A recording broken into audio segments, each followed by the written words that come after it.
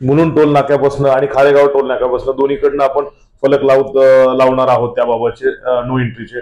दुसरं परत आपल्या वाहतूक पोलिसांचे तसेच लोकल पोलीस स्टेशनच्या पोलिसचा बंदोबस्त मोठ्या प्रमाणात राहणार आहे. जवळपास आपले एक एसीपी, 4 PI, 12 API PSI आणि जवळपास 150 कर्मचारी आपले ह्या दरम्यान विविध मार्गावर लागणार आहेत. जसे नारपोली असेल, खारेगाव असेल, कापूरवाडी वाय जंक्शन असेल, हा फक्त ठाणे पोलीसचा झाला. तसंच 150 ट्रॅफिक पोलीस अधिकारी अंमलदार MBV पण त्यांच्या हातीत लावणार आहे. कारण सगळ्यात मोठा आम्हाला त्याचा टास्क राहणार आहे रॉंग साईड ड्रायव्हिंगची.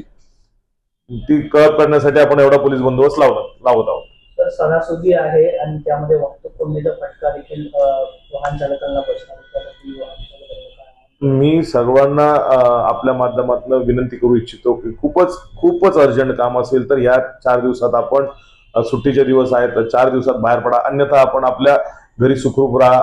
कारण या ठिकाणी हा ब्लॉक घ्यावाच लागणार आहे. कारण भविष्यात आपल्याला या ठिकाणी चांगला रोड पाहिजे असेल तर हा ब्लॉक घ्यावा लागणार आहे. त्यासाठी आपण ह्या 4 दिवसाचे त्रास आपल्याला सहन करायला लागणार आहे. त्याच्यामुळे आपण खूपच गरजेचं असेल तरच आपण घोडबंदर रस्त्यावर या, अन्यथा पर्यायी मार्गाने आपल्या इच्छितस्थळी निघून जा.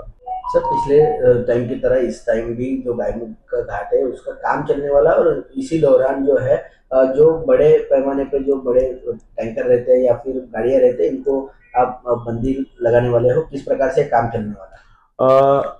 7 तारीख को रात को 12 बजे से 11 तारीख को सुबह 6 बजे तक ये ब्लॉक रहने वाला है. इसमें जो हेवी और मल्टी एक्सल व्हीकल्स है इन सबको घोड़बंदर रोड पे दोनों तरफ से, गुजरात बाजू से और थाना बाजू, दोनों बाजू से इसको नो एंट्री रहने वाली है. और उनको डाइवर्ट किया गया है मनोर वाड़ा होके उनको आबिडगर मार्गे, आबिडगर होते हुए उनको शाहपुर निकालना है. वैसे अपने यहाँ से भी सेम डाइवर्जन उनको दिया गया है.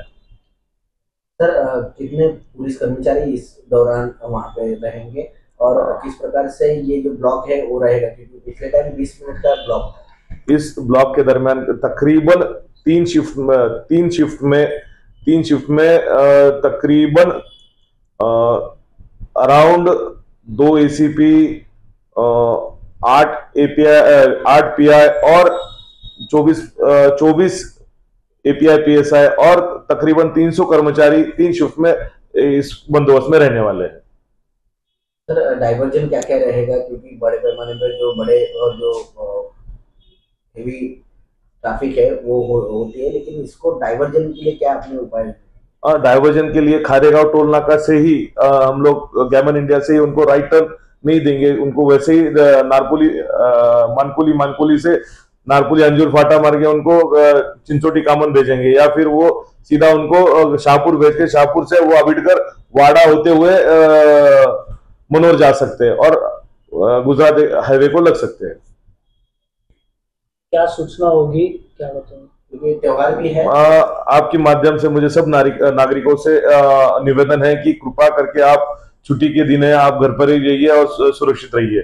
और ट्रैफिक में अगर आ ही गए तो कृपा करके रॉन्ग साइड मत कीजिए.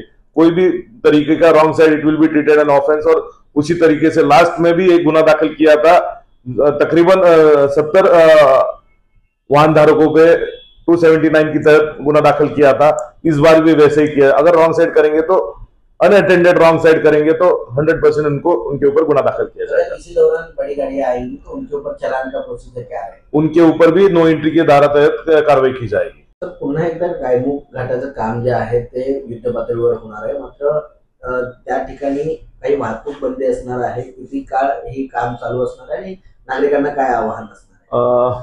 माननीय पालकमंत्री तसे आपले उपमुख्यमंत्री साहेब राजेश शिंदे साहेब यांनी 4 तारखेला जी बैठक घेतली होती, माननीय कलेक्टर सर, माननीय TMC कमिशनर सर आणि पोलीस आयुक्त सर यांची, त्या दरम्यान ठरलं होतं की तात्काळ जे घोडबंदरचा जो पॅच आहे घाट सेक्शन मधला, तो तात्काळ दुरुस्त करण्यात यावा. त्यासाठी त्यांना ब्लॉक हवा होता. तर आपण त्यांना त्या याच्या सुद्धा त्या कॉन्ट्रॅक्टरच्या विनंतीनुसार त्याला आपण 4 दिवसाचा ब्लॉक देणार आहोत. ज्याच्याकरनं हेवी व्हेकल्स, जे काही जड अवजड वाहनं असतील, जी गुजरातला जाणारी वाहनं आहेत त्यांच्यासाठी आणि गुजरातवरनं येणाऱ्या वाहनांसाठी, आपल्याकडे जड अवजड वाहनांसाठी दोन्हीकडनंही प्रवेशबंदी असणार आहे.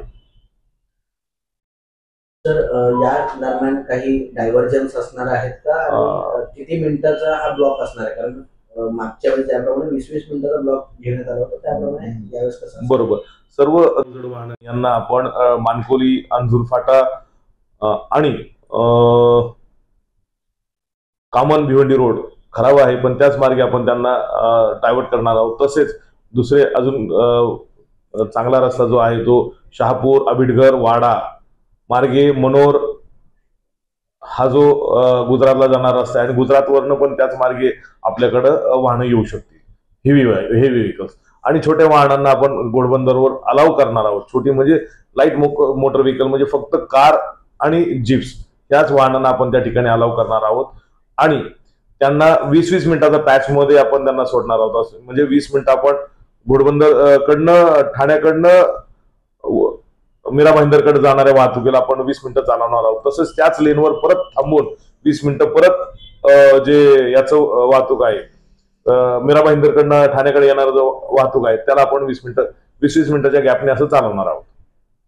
सर, एकंदरीत पाहिजे झालं तर मोठ्या प्रमाणात वाहतूक कोंडी मागच्या वेळेस देखील झाली होती. ही वाहतूक कोंडी होऊ नये यासाठी अवजड वाहनांना आपण आवाहन केलेलं आहे की या ठिकाणी होऊ नये. अवजड वाहनं जर आली तर त्यांच्यावर कारवाई काय असेल? अवजड वाहनावर आले तरी त्यांच्यावर ई चलान मार्फत 179 प्रमाणे त्यांच्यावर कारवाई करण्यात येईल आणि तो 1000 रुपये दंड असेल. 1000 ते 1500 रुपयेपर्यंत दंड वाढू शकतो.